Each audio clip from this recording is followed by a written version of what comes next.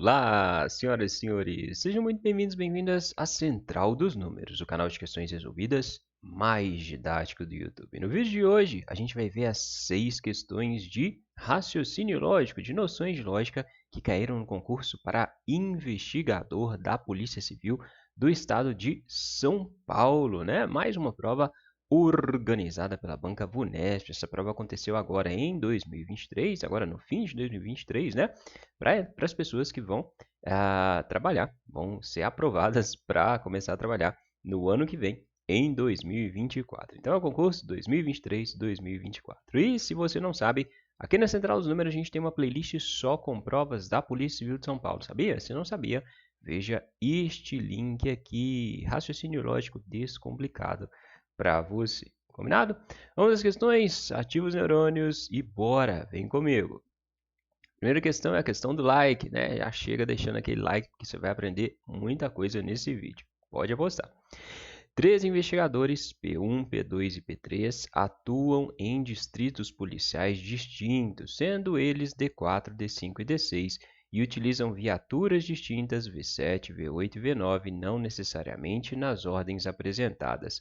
Sabes que o investigador P3 utiliza a viatura V7, mas não no distrito D4. Quem atua no distrito D5 não utiliza a viatura V8. O investigador P1 não atua em D6. O investigador P2 não atua em D5. E a viatura V9 é utilizada no distrito D4. Sendo assim, é correto afirmar que qual investigador atua em qual distrito e utiliza qual viatura. Bom, eu gosto de resolver essas questões interpretando o texto, né? Então, você tem 3 investigadores. Coloque eles lá, P1, P2 e P3. Vai lendo as frases. O investigador P3 utiliza a viatura V7, mas não no distrito D4. Então, ele vai utilizar a viatura V7 nos distritos D5 ou D6. Escreve, P3 utiliza a viatura V7 e trabalha nos distritos D5 ou D6. Fechou, né? Quem atua no distrito D5 não utiliza a viatura V8. A gente não sabe de quem ele está falando, né? O investigador P1 não atua em D6, então o P1 vai atuar em D4 ou D5. Escreve aqui na frente do P1, D4 ou D5. O investigador P2 não atua em D5, então ele vai atuar em D4 ou D6, né? D4 ou D6. E a viatura V9 é utilizada no distrito D4. A viatura V9 é utilizada no distrito D4. Então, vamos usar essa última frase aqui, ó. No D4 tem a viatura V9. Se a gente pegar o P1 pode trabalhar no distrito D4, mas pode ser no 5 também, né?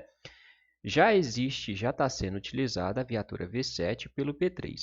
Então, se ele trabalhar no D4, ele vai ter que utilizar a viatura V9. É possível, né? Porque a V9 não está sendo usada. Agora, se ele trabalhar no D5, ele não vai poder utilizar a viatura V9, porque a V9 é para quem trabalha no D4, né?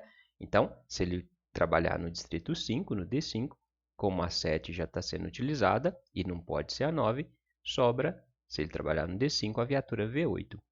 Só que o que o problema falou? O problema falou que quem trabalha no D5 não utiliza a viatura V8. Ou seja, essa possibilidade aqui, ó, não existe, isso aqui não é possível. O P1 não pode trabalhar no D5, porque se ele trabalhasse no D5, ele tinha que usar a viatura V8. Só que quem trabalha no D5 não usa a V8. Então, você corta isso. Você corta, ele não utiliza a viatura V8, nem trabalha no D5. O P1 trabalha no D4 e utiliza a viatura V9.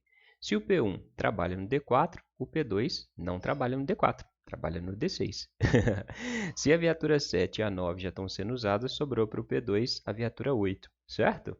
E se o P2 trabalha no D6, o P3 não pode trabalhar no D6, o P3 vai trabalhar no D5. Sabemos todos os P's, todos os D's e todos os V's. Agora é só ler as respostas. P1 atua em D5, P1 atua em D4, P2 utiliza V9. P2 utiliza V8. P1 atua em D4. P1 atua em D4. Tá certo. P1 atua em D4. P2 não utiliza V8? Não, P2 utiliza V8. P3 não atua em D5? Não, P3 atua em D5. Então, a resposta mesmo é P1 atua no distrito D4. Entendido? Dúvidas? Perguntas? Questão de associação, assim, sempre cai nas provas de lógica. Por isso, vou deixar para você aqui embaixo, na descrição do vídeo, o link de outras questões similares a essa para você treinar, né? A maior parte das pessoas utiliza uma tabelinha. Eu, particularmente, não gosto de usar a tabela. Eu prefiro ler o texto e ir colocando as associações assim. Eu acho mais fácil. Você tem que escolher aquele jeito que é mais fácil para você. Combinado? Vamos para a próxima, questão número 12, questão de sequência de figuras. Considere a seguinte sequência de figuras. Tem essas figuras aqui, né? Até a 15. Mantendo-se a regularidade da sequência, a figura F101 será igual a qual figura? Bom, sempre digo para você, questão de sequência, ache o padrão da sequência. A partir de qual figura vai começar a sequência a repetir? Ó. Você tem aqui, ó, esquerda acima, nada, direita abaixo, tudo. Esquerda abaixo, nada, direita acima, tudo. Aí começa de novo, esquerda acima, nada, direita abaixo, tudo. Então, começou a repetir a partir aqui de F9. Isso significa que a nossa sequência tem 7 elementos, 8 elementos. A partir do oitavo, vai começar a repetir de acordo com o primeiro, né? Então, observa. O F1 é igual a F9, o F2 é igual a F10, o F3 é igual a F11, o F4 é igual a F12 e assim sucessivamente. Beleza? Percebido quais são os elementos que se repetem, você vai pegar a posição que o problema pede e dividir pelo número de elementos que se repetem. Então, a gente tem aqui 8. 8 elementos compõem a sequência que se repete. Então, você vai fazer 101 dividido por 8 e observar qual é o resto da divisão. Então, faz 101 dividido por 8. 10 dividido por 8 vai dar 1. 1 vezes 8, 8. 10 menos 8, sobra 2, né? Desce 1. 21 dividido por 8 vai dar 2. 2 vezes 8, 16. 21 menos 16, 11 menos 6 dá 5. 1 menos 1 dá 0. Sobra 5, né? Parou a divisão para você observar o resto. O que significa esse resto? Significa a posição que você quer. Por quê? Dentro, né, essa divisão te mostra o quê? Dentro de 101, existem 12 sequências com os 8 elementos completos, ou seja, existem 12 sequências iguais a essa, e ainda sobram 5 elementos. Dentro de 101, há 12 sequências completas com os 8 elementos, mais 5 elementos. Logo, o elemento 101 será o elemento 5. 1, 2, 3, 4, 5. Será esse elemento aqui, o F5. Essa é a resposta dessa questão. Certinho? Entendido? Dúvidas, né? Então, se você fizer 8 vezes 12 dá 96. Aí, para chegar em 101, 97, 98, 99, 100, 101. Fechou? E se o resto for zero? Se o resto for zero, qual vai ser o elemento? Vai ser o último elemento, tá bom? Se você fizer a divisão e o resto der zero, a resposta vai ser o último elemento. Por quê? Para ser o primeiro, o resto tem que ser 1. Ok? Entendido? Então, ficou aqui a dica para a questão de sequência. As questões de sequência com figuras você pode resolver sempre assim, beleza? Sempre, quase sempre, né? Às vezes a banca faz algumas pegadinhas, mas na maior parte dos casos, fazendo a divisão, você chega na resposta. Ok? Vamos para a próxima, questão número 13. E aqui começam as questões que, se você assistiu às aulas aqui do canal, você foi bem, né? Você já conhece as nossas aulas de raciocínio lógico? No fim desse vídeo, vou deixar para você o link com as nossas aulas de raciocínio lógico que te ajudam a acertar questões como essa. Considere a seguinte afirmação: todos os envolvidos foram julgados ou aguardam julgamento e o caso está sendo encerrado. Uma negação lógica para a afirmação apresentada é qual? Então, ele quer que a gente negue essa proposição que tem o e, né? E dentro desse e, você tem antes uma outra proposição composta com a palavra todos e com o conectivo ou, e depois outra proposição simples, o caso está sendo encerrado, né? Então, lá nas aulas eu mostro para você como negar o e. Para negar o e, nega tudo e troca o e por ou. Só que, então, para negar esse E, eu tenho que negar a primeira parte antes do E e negar a segunda parte, né? E trocar o E por OU. Só que antes do E, eu tenho outro OU, né? E se eu tenho que negar tudo, eu tenho que negar esse OU que está antes. Como que eu nego o OU? Eu nego tudo e troco o OU por E. Só que para negar tudo, eu tenho que negar para negar o ou, eu tenho que negar tudo. Então, eu tenho que negar isso aqui que está antes e o que está depois do ou. O que está antes tem a palavra todos. Então, você tem que saber como negar uma proposição que tem a palavra todos. A negação de todo é ou todos são é existe algum que não é, né? Eu sempre explico para você. Para negar uma proposição que fala todo cachorro é azul, basta você achar uma mentira, fazer com que isso se torne uma mentira. Se você fala que todo cachorro é azul, se existir um cachorro que não é azul, essa frase vai ser uma mentira, não vai? Você falou, todo cachorro é azul. Olha, eu vi um cachorro que não é azul. Então, você mentiu. Então, você negou aquela frase, certo? Então, a negação de todo é. E existe algum que não é. Sabendo essas três negações, você constrói, né? Então, vamos lá. Para negar o E, nega antes do E. Só que antes do E eu tenho o OU. E antes do OU eu tenho todos. Então, primeira coisa, vamos negar. Todos os envolvidos foram julgados. Para negar todos os envolvidos foram julgados, você vai dizer: existe algum envolvido que não foi julgado. Existe algum envolvido que não foi julgado. Troca o OU por E, para negar o OU, troca o OU por e nega a segunda parte, né? E não aguarda julgamento. E não aguarda julgamento. Beleza. Para negar o E, troca o E por OU. Negar o E, troca o E por OU. Então, você vai escrever OU e nega a segunda parte, né? Porque eu estou negando tudo. Então, vou colocar ou o caso não está sendo encerrado. Ou o caso não está sendo encerrado. Está construída a resposta da questão. Então, observa, aqui ele te cobrou negação do E, da conjunção, negação da disjunção e negação de todo. A gente tem 3 aulas mostrando essas negações tintim por tintim. Aqui no vídeo já fui fazendo mais automático, né? Mas pressuponho que você já assistiu às nossas aulas. Combinado? Só decorar esses casos que fica facinho resolver. Então, acha essa resposta. Existe envolvido que não foi julgado, existe envolvido que não foi julgado e não aguarda julgamento ou o caso não está sendo encerrado. Aqui é a letra B nessa prova. Entendido? Dúvidas? Perguntas? Merece um like? Merece, né? É só gravar os casos que você resolve essa questão. Fechou? Vamos para a próxima, questão número 14. Deixa o like no vídeo. E se inscreve aqui na Central dos Números para não perder nada, né? Clica aqui, ó. Clica aqui nessa carinha e clica em se inscrever. Essa aqui, questão de tabela verdade, que tem lá nas aulas também. Após a investigação de um crime, foram identificadas como verdadeiras as seguintes afirmações levantadas durante a investigação e, portanto, passaram a ser premissas do relatório final. Então, tem 4 afirmações e as 4 são verdadeiras. Uma das conclusões que decorrem das premissas verdadeiras apresentadas e forma, juntamente com essas premissas, um argumento válido para ser utilizado no relatório final é que, então, vamos trabalhar aqui com as premissas, né? E com os conceitos da tabela verdade.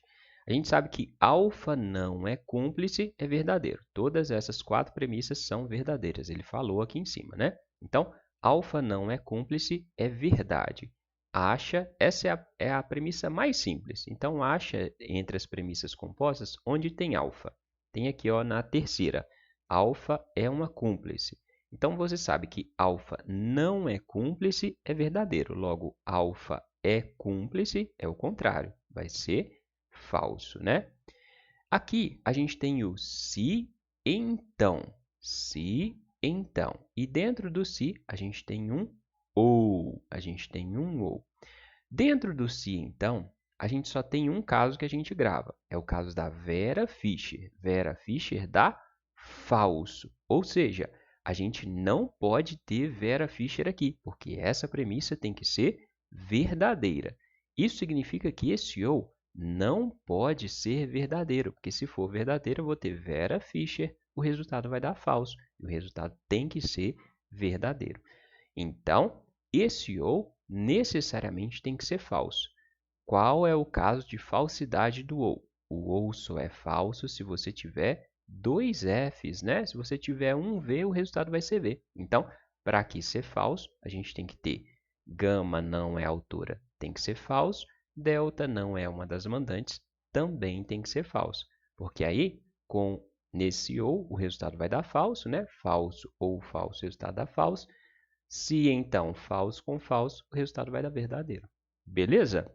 Conseguiu entender? Se não conseguiu, veja a nossa aula de tabela verdade no fim desse vídeo. Tem lá a playlist com a aula de tabela verdade.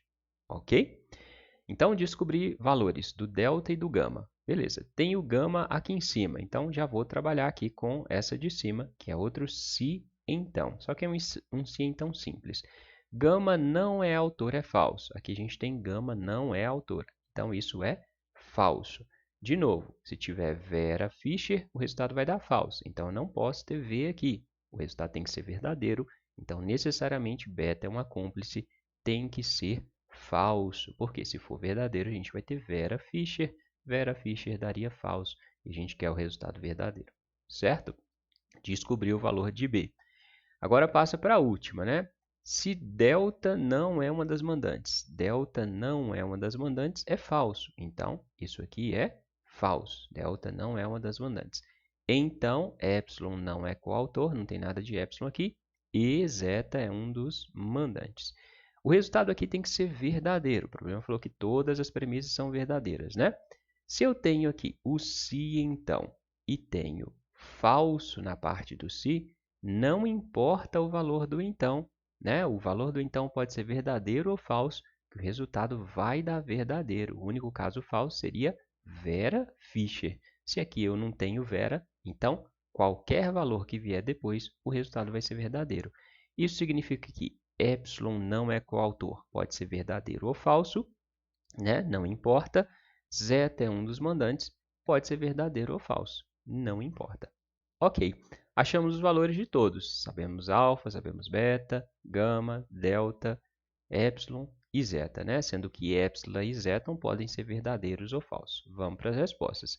Epsilon é coautor? A gente não pode afirmar nada sobre epsilon, porque epsilon pode ser verdadeiro ou falso. Então, onde tiver epsilon e onde tiver zeta, já pode cortar. Então, corta a letra A, corta a letra C, corta a letra D. Falando sobre epsilon e zeta, eles podem ser verdadeiro ou falso, então você não pode tirar a conclusão.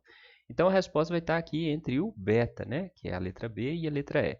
A letra B diz, beta é uma cúmplice. Beta é uma cúmplice, é falso. Então, essa é falsa. Então, a resposta vai ser a letra E. Beta não é uma cúmplice. Se beta é uma cúmplice, é falso. Beta não é uma cúmplice, ao contrário, vai ser verdadeiro. Essa é a resposta dessa questão. Entendido? Dúvidas? Perguntas? Você já gravou a tabela verdade? Se não gravou, veja a nossa aula de tabela verdade no fim desse vídeo, que aí você vai conseguir resolver esse tipo de questão fácil e rapidamente, né? Aqui, explicando para você, eu vou bem passo a passo, detalhe por detalhe, mas na hora da prova, isso aqui você faz rapidinho se você tiver a tabela verdade na cabeça. Fechou? Vamos para mais uma questão, questão número 15. Outra questão de tabela verdade. Sabendo que a afirmação fulano é culpado e Beltrano é inocente é falsa, e que a afirmação se fulano é culpado, então Beltrano é inocente é verdadeira, tem-se necessariamente que é. Vamos lá. Fulano é culpado e Beltrano é inocente, ele diz que é falso, né? Se fulano é culpado, então Beltrano é inocente, ele diz que é verdadeiro. Vamos trabalhar aqui com os casos da tabela verdade que você decorou. No se, então, só existe um caso falso, é o caso da Vera Fischer. Vera Fischer, quando o se é verdadeiro, então é falso, o resultado é falso. Ou seja, nesse se, então, como ele é verdadeiro, eu não posso ter fulano é culpado verdadeiro e Beltrano é inocente falso, porque senão o resultado vai dar falso, e aí eu vou desrespeitar o que o enunciado disse. Esse verde não pode acontecer. Aqui em cima eu tenho o E. O E a gente estuda aqui. O E só é verdadeiro quando tem 2 Vs, né? Então, V e V, o resultado vai ser verdadeiro. Isso não pode acontecer, porque a gente quer que o E seja falso, né? Então, se fulano é culpado for verdadeiro e Beltrano é inocente for verdadeiro, o resultado vai ser verdadeiro. A que conclusão eu chego? Isso verdinho aqui embaixo não pode acontecer, isso verde aqui em cima não pode acontecer. Eu tenho que fulano é culpado, verdadeiro em cima, verdadeiro embaixo. Isso não pode acontecer. Logo, fulano é culpado, não pode ser verdadeiro. Já Beltrano, eu tive uma incoerência aqui, né? Aqui embaixo deu falso, aqui em cima é verdadeiro. Então, os valores lógicos de Beltrano não são definidos. A única conclusão que eu posso chegar é que fulano é culpado, não pode ser verdadeiro. Se fulano é culpado for verdadeiro, uma das duas expressões vai ficar errada, uma das duas proposições vai ficar errada, vai ficar diferente do que o problema pediu, certo? Então, a conclusão é: fulano é culpado, não pode ser verdadeiro. Isso significa que fulano não é culpado ou que fulano é inocente, né? Se ele não é culpado, ele é inocente, certo? Então, é só achar essa alternativa, é a letra A aqui, ó.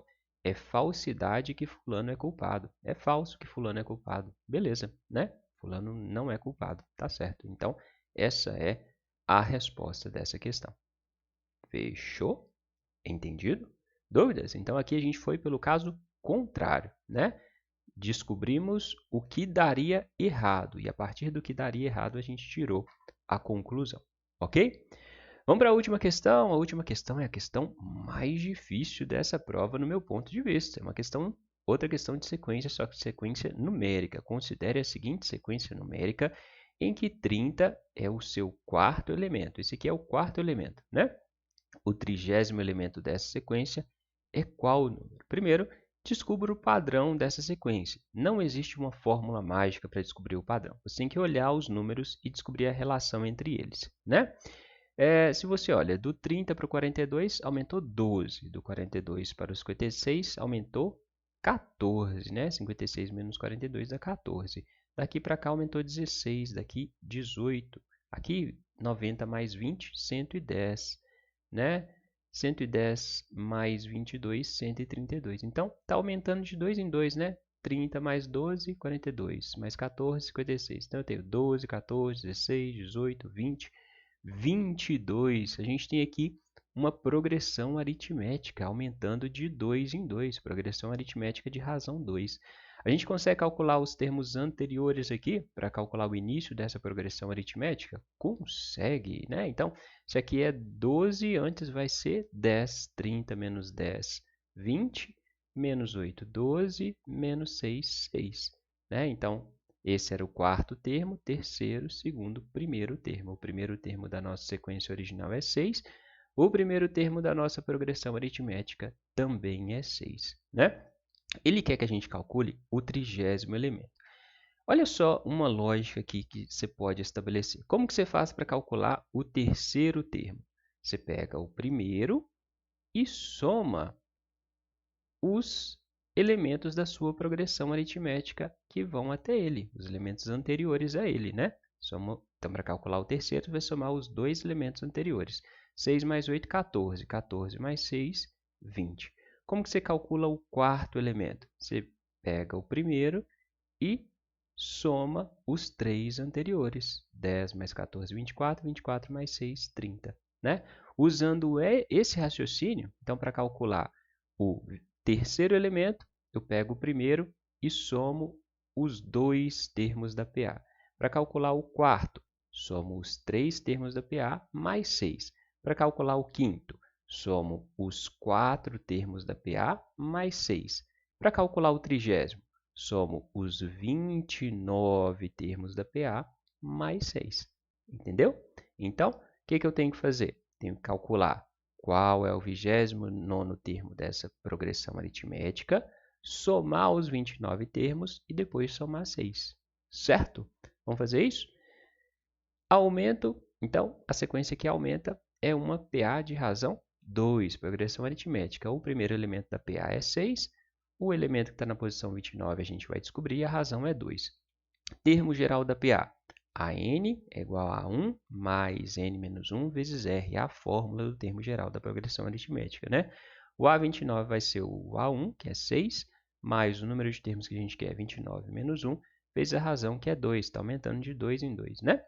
29 menos 1 dá 28, então a gente vai ter 6 mais 28 vezes 2. Soma e multiplicação, resolve primeiro a multiplicação. 2 vezes 28, 2 vezes 20 dá 40, 2 vezes 8, 16, 40 mais 16, 56. Então, vou ter 6 mais 56. 56 mais 4 dá 60, mais 2, 62. O 29º termo da nossa PA é 62. Agora, vamos somar esses 29 termos. Fórmula da soma da PA, né? Soma da PA, A1 mais AN vezes N sobre 2. O A1 é 6, o A29 é 62, o N são 29 termos, né? Então, você vai ter 6 mais 62 vezes 29 dividido por 2. 6 mais 62 dá 68. 68 vezes 29 dividido por 2. Faz 68 dividido por 2, vai dar 34. Então, você vai ter 34 vezes 29. Isso vai dar 986. Se eles fossem sacana, eles tinham colocado 986 aqui. E aí você ia errar, né? O que você tem que fazer agora? Somei os 29 termos da sequência. Para calcular o 30º, eu tenho que somar 6. Né? Lembra da lógica que a gente estabeleceu? O terceiro é a soma dos 2 mais 6. Olha só, 20 não é 14 mais 6? O quarto é a soma dos 3 mais 6. Então, vou ter 6 mais 8, 14, mais 10, 24. 24 mais 6 dá 30. Né? Então, o termo é igual à soma dos anteriores mais 6. O 30º termo vai ser a soma dos 29 anteriores mais 6. Os 29 anteriores são 986, então o 30º termo vai ser 986 mais 6. Isso dá 992. Logo, o 30º termo dessa sequência é 992. Concorda comigo que essa é a questão mais difícil da prova? Do meu ponto de vista, sim. Mas também é a última questão, então espero que você tenha aprendido. Se você quiser aprender mais, confere esses links que eu separei para você e, claro, se inscreve aqui na Central dos Números para não perder nada, combinado? Deixa o like no vídeo se esse vídeo te ajudou, compartilha com alguém e é isso. Bons estudos e até a próxima.